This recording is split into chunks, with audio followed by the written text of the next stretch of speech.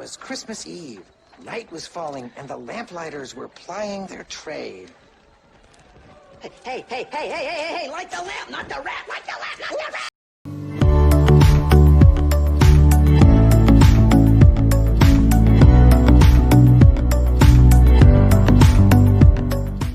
The man woke early that morning, just like he had every other morning for his adult life. He was a devout man. And what do all devout men do in the morning in ancient Jerusalem? They go to the temple.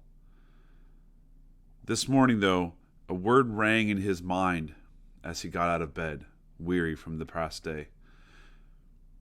Hope. Now, he'd heard this word before, almost to the best of his knowledge. He can remember every day waking up hearing this word, hope. But today, it seemed a little more clear. So he went through his usual routine, got up, got dressed, went to the temple, and there he stayed. And the whole way there, he could hear the word, hope, hope, hope, ringing in his mind. And he knew that there was this plan. He knew God had a plan, and he knew God was going to tell him that plan. And he had been waiting so long that word hope had almost lost all of its meaning. But maybe, just maybe, today is the day.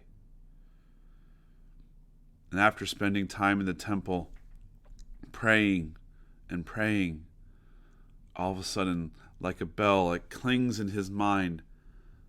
Hope. He opens his eyes. He stands up. His knees creak with age. He looks around. Ordinary people coming in and out of the temple. But then his eyes stop on a couple that had just entered the room. A couple and their young son. And that word, more loudly and clearly in his mind than ever before, yelled in his mind, hope. And he walked over to the couple. He looked at the mother. He looked to the father. But most importantly, he looked at the son. And he knew that this was it. This was the moment that he had been promised for so long. Here he was, the person that was going to reconcile Israel with God. This was it. This was the hope he had been waiting for. This was the hope that God had promised. And Simon took the boy, and he said to him, Sovereign Lord, as you have promised, you may now dismiss your servant in peace. For my eyes have seen your salvation, which you have prepared in the sight of all nations, a light for revelation to the Gentiles and to the glory of your people Israel.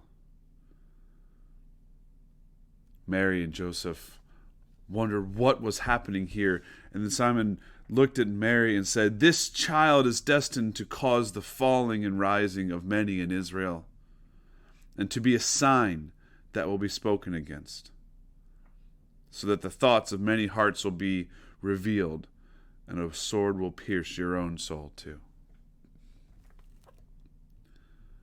This man, Simeon, had been waiting for hope, a hope that God had promised that he would see before he died, and now a hope delivered in the form of Jesus.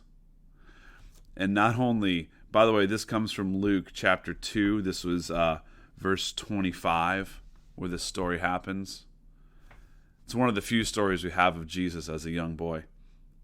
And I want to say that this story is great because it's not only a reconciliation for Israel, but also a light for revelation to the Gentiles.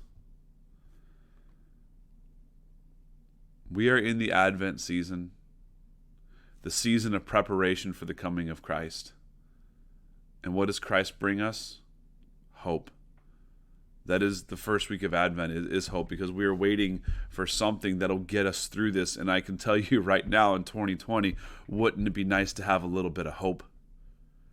I think it sure would. We'll continue with different stories of different people throughout the Bible who exemplify the 4 different weeks of Advent: hope, joy, peace, and love. And let's learn a lesson here. God promised Simeon the chance to see hope, and God delivers on his promises. And we need to be faithful in waiting for those to happen. Have a good Advent season. Let's make the best of the end of the year and focus our minds and hearts on the hope that Christ can bring to our lives.